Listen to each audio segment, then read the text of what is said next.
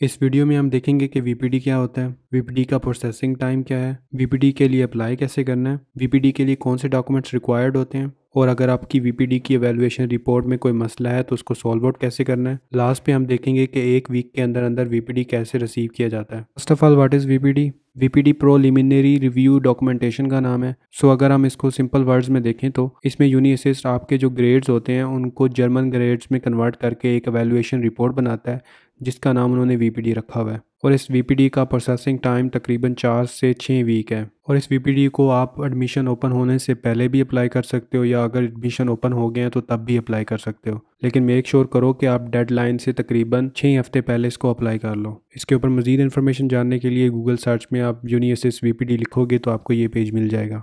सो आप देखते हैं कि इसको अप्लाई कैसे करना है। सो इसको अप्लाई करने के लिए ऑब्वियसली आपको यूनी असिस्ट का अकाउंट चाहिए। नहीं बना हुआ तो आप साइन अप सिंपली कर लेंगे और अगर बना हुआ है तो लॉगिन कर लेंगे। यूनी असिस्ट के अकाउंट लॉगिन करने के बाद आपने सिंपल ये सर्च वाले बटन पे आना है। यहाँ पे आके अपना सेमेस्टर सेलेक्ट करना है। फिर जिस यूनिवर्सिटी के लिए आपने वीपीडी अप्लाई करना है वो यूनिवर्सिटी सेलेक्ट करनी है। मैं यहाँ पे म्यूनिक सेलेक्ट कर रहा हूँ और सिंपली यहाँ पे सर्च का बटन दबा देना है। सो यहाँ पे दो ऑप्शन खड़े हैं, एक बैचलर के लिए है और एक मास्टर के लिए। और just for your information VPD दो तरह का होता है। कुछ वीपीडीज ऐसे होते हैं जिनकी बेस पर आप उस यूनिवर्सिटी के सारे सब्जेक्ट्स में अप्लाई कर सकते हो और कुछ वीपीडी सब्जेक्ट स्पेसिफिक होते हैं। जैसे कि यहाँ पे म्यूनिक के केस में मास्टर आले फ़ाखर लिखा हुआ है जिसका मतलब होता है कि मास्टर के सारे सब्जेक्ट्स में आप इस वीपीडी की बेस पे अप्लाई कर सकते हो और जिन यूनिवर्सिटी के वीपीडी के ऊपर यहाँ पे सब्जेक्ट मेंशन होगा वो सिर्फ और सिर्फ उस सब्जेक्ट स्पेसिफिक होंगे। सो हमने सिंपली यहाँ पे सिलेक्ट कर लेना है। सो ये पूछ रहा है पहले सेमेस्टर के लिए वीपीडी अप्लाई करना है या एडवांस सेमेस्टर के लिए, तो हम ये फर्स्ट सेमेस्टर ही सिलेक्ट करेंगे। देन ऐड टू सिलेक्शन, क्योंकि मेरा पहले ही वीपीडी आया हुआ है तो ये मेरा अब सिलेक्शन नहीं हो रही इसकी।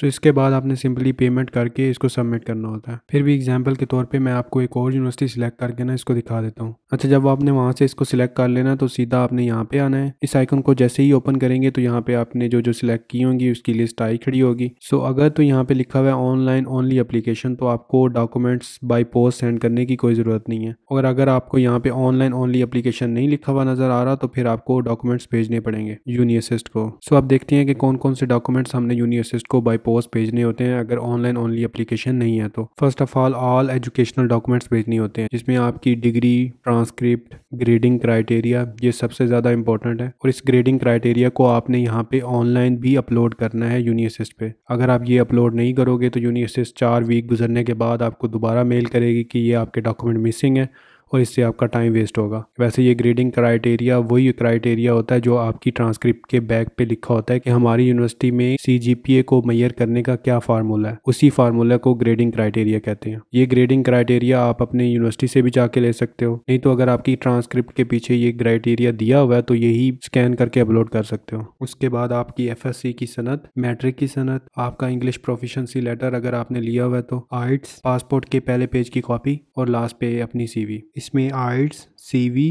पासपोर्ट की फ़ोटोकॉपी को छोड़ के बाकी तमाम डॉक्यूमेंट्स आपने नोटराइज्ड करवा के भेजने होते हैं। नोटराइजेशन और डॉक्यूमेंट अटेस्टेशन पे मैं एक और वीडियो बनाऊंगा और अपना एक्सपीरियंस भी शेयर करूंगा कि प्रोसेस कैसे होता है और इसको कैसे करवा के भेजना है। So make sure to subscribe and hit the bell icon ताकि आपको सारी अपडेट्स मिलती रहें। सो लेट्स सपोज आपने अपने सारे डॉक्यूमेंट्स नोटराइज करवा के यूनी असिस्ट को भेज दिए और 4 वीक के बाद तो वैल्यूएशन रिपोर्ट में किसी किस्म का कोई भी मसला है, सो सिंपली आपने यूनी असिस्ट को इस नंबर पर कॉल करनी है। जब भी आप यूनी असिस्ट को कॉल करोगे तो आगे से कोई जर्मन उठाएगा, वो जर्मन में बोलेगा, आपने उसको कहना है कि स्प्राखन से इंग्लिश और उसके बाद वो आपसे इंग्लिश में बात करने लग जाएगा। आप सिंपली उसको अपना इश्यूज बताओगे। तो अगर आप इंग्लिश में कंफर्टेबल नहीं हो तो आप कॉन्टैक्ट फॉर्म पे भी जा सकते हो और उनको एक मेल भी रख सकते हो। सो वीपीडी की वैल्यूएशन रिपोर्ट इस तरह की होती है। सो आपने काफ़ी केसेस सुने होंगे कि कुछ लोगों को 2-3 दिन या 1 हफ्ते के अंदर अंदर भी वीपीडी मिल जाता है। वैसे एज सच इसका कोई शॉर्टकट नहीं है। सो बेसिकली ये होता है कि सपोज आपने 1 जनवरी को वीपीडी अप्लाई किया है किसी भी यूनिवर्सिटी के लिए और 4 हफ्तों के बाद जो कि 28 जनवरी बनेगा उस वीपीडी की एवेलुएशन रिपोर्ट आपको रिसीव होगी। सो इस पूरे 4 हफ्तों के दरमियान आप जितने भी वीपीडी अप्लाई करोगे, चाहे वो 27